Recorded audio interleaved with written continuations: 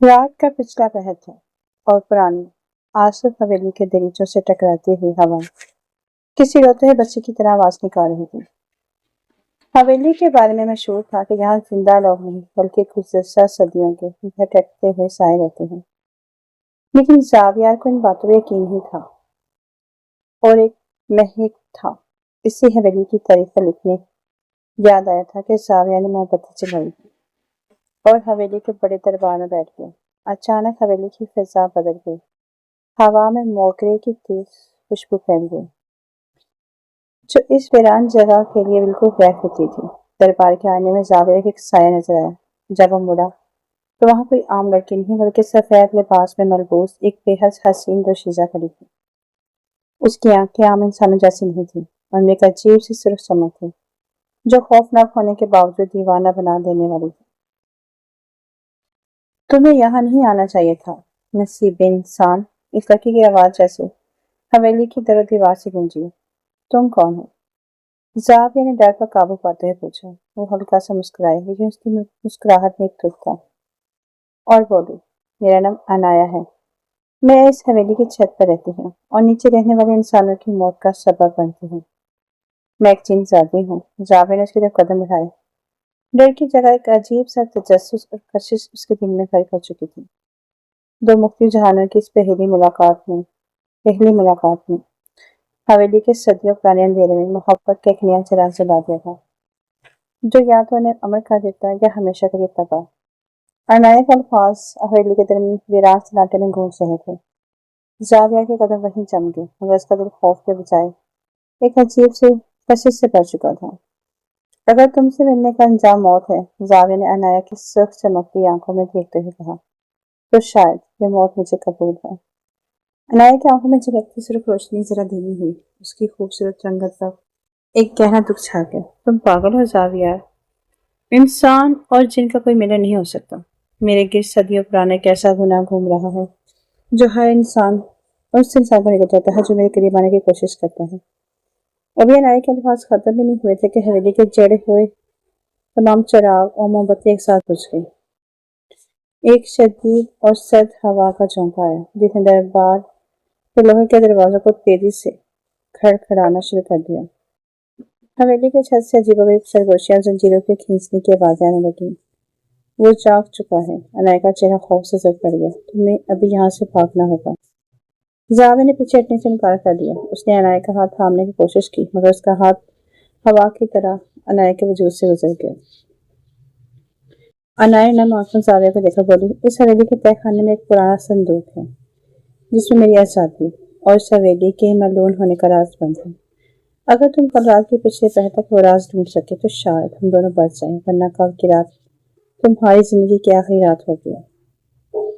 इससे पहले जाविया कुछ पूछता, अनाया का वजूद धुएं की तरह हवा में तकलील हो गया और पूरी हवेली मोगरे की खुशबू एकदम गायब हो गई। जाविया अब इस तारीख दरबार में अकेला खड़ा था और उसके सामने अब दो रास्ते थे, हवेली से भाग जाना या तहखाने की इस तारीख दुनिया में कदम रखना जहाँ मौत उसका इंतजार कर रही थी। रात का सन्नाटा गहरा हो चुका था। जाविया ने खौफ के आगे झुकने की बजाय तहखाने की तरफ कदम बढ़ाने का फैसला किया। उसके हाथ में जलती हुई मोमबत्ती की धीमी रोशनी में हवेली का रास्ता और भी पुरअसरार लग रहा था। तहखाने की सीढ़ियां उतरती हवा में एक अजीब सी हबस और नागवार बू फैली हुई थी। सीढ़ियों के आखिरी कोने में पहुंचकर जाविया की नजर एक पुराने लोहे के दरवाजे पर पड़ी जिस पर अरबी में कुछ पुरअसरार और नामुकम्मल लफ्ज कंधा था। जाविया ने जैसे ही दरवाजे को धक्का दिया वो जंग अभी आवाज के साथ खुल गया। कमरे के बस में एक पुराना धूल से इनकार अटकान लकड़ी का संदूक रखा हुआ था जिस पर कई भारी जंजीरें लिपटी हुई थी। जाविया ने करीब जाकर जब जंजीरों को छुआ तो उसे महसूस हुआ जैसे वो जंजीरें नहीं बल्कि किसी के हाथ हैं जो बर्फ की तरह ठंडे हैं। अचानक वही सुरख चमकती आंखें अंधेरे में नमूदार हुई, लेकिन इस पर वो अनाया नहीं थी। तुमने यहाँ आने की जरूरत कैसे की फानी इंसान? एक दिल दहला देने वाली भारी आवाज पर पूरे तहखाने में गूंजी। एक लंबा तरीक साया दीवारों से निकलकर जाविया के सामने आ खड़ा हुआ। जाविया का सांस रुकने लगा मगर उसने अपने दिल को मजबूत किया, जोर से बोला, मैं अनाया का राज जाने आया हूँ और मैं सवेली का लानत ज़दा सफर खत्म करके रहूंगा। वो तरीक साया खौफनाक अंदाज में हंसा। अनाया सवेली की कैदी है और उसका राज संदूक में बंद है, लेकिन इसे खोलने की कीमत तुम्हारा खून है। اور اچانک صندوق کی زنجیریں خود بخود ٹوٹ کر گرنے لگی اور صندوق کا ڈھکن خود ہی کھل گیا۔ صندوق کے اندر ایک پرانے خون سے لکھی ہوئی کتاب پڑی تھی جسے صرف روشنی کر رہی تھی۔ زاویہ نے جیسے کتاب اٹھانے کے لیے ہاتھ آگے بڑھایا، عنایہ کے چیخنے کی آواز آئی، زاویہ اسے مت چھونا، یہ ایک دھوکہ ہے۔ عنایہ کی چیخ گونجتے ہی زاویہ ایک قدم ایک پل کے لیے رک گئی، لیکن اس کا ہاتھ پہلے ہی اس پرانی کتاب کو چھو چکا تھا۔ کتاب کے جلد سے نکلتی ہوئی روشنی نے پورے تہہ خانے کو گھیر لیا اور زاویہ کی آنکھوں کے سامنے ماضی کے رنگناک مناظر سے گھومنے لگی۔ زاویہ کو کتاب کے صفحے خود بخود پلٹتے ہوئے نظر آئے، جیسے کوئی غائبانہ طاقت اسے ماضی دکھا رہی ہو۔ اسے معلوم ہوا کہ عنایہ کوئی عام جن ذات نہیں تھی، بلکہ اسے صدیوں پہلے اس حویلی کے ظالم حاکم نے اپنے کالے جادو کی طاقت سے یہاں قید کر دیا تھا تاکہ اس کی طاقت کا استعمال کر سکے۔ عنایہ کا صرف اتنا تھا کہ اس نے اس حاکم کا حکم ماننے سے انکار کر دیا تھا۔ یہ کتاب میری آزادی نہیں، میری موت کی چابی ہے۔ عنایہ کا سایہ زاویہ کے سامنے نمودار ہوا۔ اس کی آنکھوں میں التجا خوف تھا۔ اگر اس کتاب کا آخری صفحہ پڑھ لیا گیا تو میں ہمیشہ کے لیے اس کائنات میں مٹ جاؤں گی اور حویلی ہمیشہ کے لیے ابدی لعنت کا شکار ہو جائے گی۔ اس سے پہلے کہ زاویہ کچھ سمجھ پاتا، وہ لمبا تاریک سایہ تیزی سے زاویہ کی طرف لگا۔ اس کی برف جیسی ٹھنڈی انگلیاں زاویہ کی گردن کی گرد جکڑنے لگی۔ زاویہ کا سانس پھٹنے لگا اور موم بتی اس کے ہاتھ سے چھوڑ کر نیچے گر گئی۔ تم کبھی اس رات کو مکمل نہیں کر سکتے، سایہ کی غضبناک آواز گونجی۔ زاویہ کو تڑپتا دیکھا عنایہ نے اپنی تمام تر جناتی طاقتوں کو اکٹھا کیا اور سایہ اور زاویہ کے درمیان کھڑی ہوئی۔ دونوں طاقتوں کے ٹکرانے سے تہہ خانے میں ایک شدید دھماکہ ہوا اور حویلی کی زمین لرز اٹھی۔ زاویہ نیچے زمین پر گر پڑا۔ اس کی سانسیں پھول رہی تھی۔ جب اس نے دھوئیں کے درمیان اوپر دیکھا تو عنایہ کا وجود رفتہ رفتہ شفاف ہو رہا تھا، جیسے وہ ختم ہو رہی ہو۔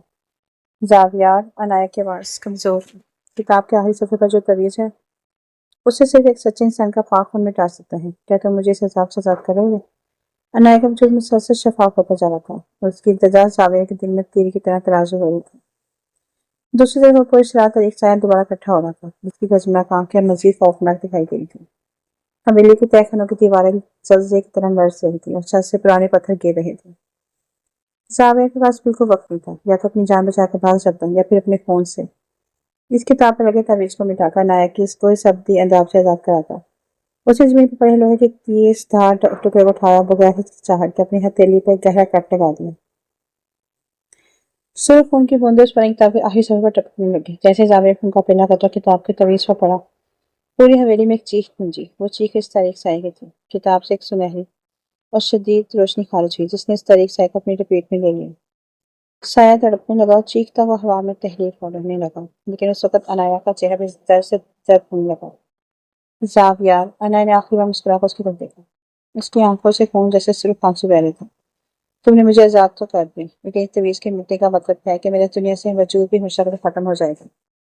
زاویہ نے تڑپ کر اس کا ہاتھ پکڑنے کی کوشش کی۔ نہیں، میں نے یہ تمہیں کھونے کے لیے نہیں کیا تھا، ہم اب بھی ملیں گے۔ عنایہ کی آواز مدھم ہوتی گئی۔ حویلی کی ہوا میں موگرے کی خوشبو، اس کے ساتھ ہی عنایہ کا وجود روشنی کے ہزاروں ضرمت تبدیلیوں کو ہوا میں بکھر گیا اور پوری حویلی ایک دم ہولناک خاموشی چھا گئی۔ زاویہ زخمی ہتھیلی کے ساتھ اس ویران اور خاموش تہہ خانے میں اکیلا رہ گیا تھا۔ تہہ خانے کی صرف سنہری روشنی مدھم ہو چکی تھی اور حویلی پہ گہرا سکوت چھا گیا تھا۔ صدیوں پرانا بواسیر اور تاریک سایہ ہمیشہ کے لیے ختم ہو چکا تھا، لیکن اس کے ساتھ ہی عنایہ بھی ہوا پر بن کر غائب ہو کے چکی تھی۔ زاویہ نے اپنی زخمی ہتھیلی کو کپڑے سے باندھا اور اس پورے اضطرار کی خونی کتاب کو اپنے ساتھ اٹھا کر حویلی سے باہر نکل آیا۔ جیسے زاویہ آصف حویلی کے مرکزی کی دیوار سے باہر نکلا، آسمان پر صبح کا پہلا اجالا پھیل رہا تھا۔ وہ ہولناک حویلی جو رات کے اندھیرے میں کسی زندہ بلا کی طرح لگتی تھی، اب صرف ایک عام پرانی اور ویران عمارت دکھائی دے رہی تھی۔ زاویہ نے مڑ کر آخری بار حویلی کے اس دریچے کو دیکھا جہاں اس نے پہلی بار عنایہ کو دیکھا تھا۔ اب وہاں صرف خاموشی اور دھند تھی۔ سال گزر گئے۔ زاویہ نے اس حویلی کے راز اور عنایہ کی کہانی پر ایک کتاب مکمل کی جو دنیا بھر میں مقبول ہو گئی، لیکن زاویہ کا دل اب بھی اس حویلی کے ماضی میں اٹکا ہوا تھا۔ وہ ہر سال اسی رات کے آخر پر اس ویران حویلی کے دربار میں جاتا، گہن پر اکیلا بیٹھا رہتا۔ لوگ کہتے تھے کہ زاویہ اب پہلے جیسا نہیں رہا، وہ کسی کی یاد میں گم رہتا ہے۔ ایک ایسی برسات کی رات جب زاویہ اس دربار میں بیٹھا موم بتی جلا رہا تھا، اچانک حویلی کی فضا بدل گئی۔ ہوا کے ایک ٹھنڈے جھونکے کے ساتھ پوری حویلی موگرے کی وہی تیز خوشبو، دلکش خوشبو پھیل گئی۔ زاویہ نے چونک کر سامنے آئینے میں دیکھا۔ آئینے میں اس کے بالکل پیچھے سفید لباس میں ملبوس عنایہ مسکرا رہی تھی۔ اس کی آنکھوں میں اب وہ خوفناک سرخ چمک نہیں تھی، بلکہ ایک پکیزہ نیلی اور پرسکون روشنی تھی۔ میں نے کہا تھا نا زاویہ، عنایہ کے مدھم اور اس کے بالکل قریب سے آئی، ہم حویلی کی ہوا میں اور موگرے خوشبو میں ہمیشہ ساتھ رہیں گے۔ زابر کو چہرے کے اطمینان بخش مسکراہٹ پھینک دی۔ اس نے موم بتی بجھا دی۔ اس کے بعد کسی نے زابر کو کبھی اس حویلی سے باہر آتے نہیں دیکھا۔ آج بھی ایسے حویلی کے پاس سے گزرنے والے مسافروں کو رات کے آخری پہر موقع کی خوشبو آتی ہے اور دربار کے دریچوں میں دو سائے ایک ساتھ بیٹھے نظر آتے ہیں، ایک انسان اور ایک جن سادی۔